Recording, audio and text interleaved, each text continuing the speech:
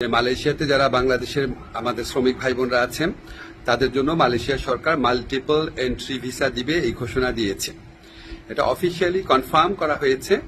আমরা যখন গত মে মাসে মালয়েশিয়াতে সফর করি তখন মালয়েশিয়ার যে স্বরাষ্ট্রমন্ত্রী আছে ওনার সাথে আমার এবং আমাদের যে ডেলিগেশন টিম ছিল আমাদের মিটিং হয়েছিল।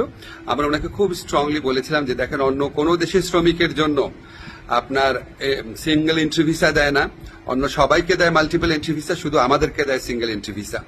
তো উনি আসলে খুব অবাক হয়েছিলেন শুনে। উনি সংশ্লিষ্ট কর্মকর্তাদের জিজ্ঞেস করেছিলেন, মিটিং এ যারা ছিল তারা উনাকে কনফার্ম করেছে যে বাংলাদেশের ক্ষেত্রে এই বৈষম্যমূলক ব্যবস্থাটা আছে।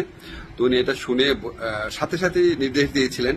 তো তারপরও আমরা খুব ওয়েট করছিলাম, দিনের পর দিন যোগাযোগ রেখেছি কবে এই সুখবরটা সত্যিকার অর্থে আমরা এক্সিকিউটেড দেখতে পাবো। তো আমরা কনফার্ম হয়েছি মালয়েশিয়া সরকার এখন থেকে আমাদের যারা বাংলাদেশি শ্রমিক ভাইরা আছেন তাদেরকে মাল্টিপল এন্ট্রি ভিসা দিবেন।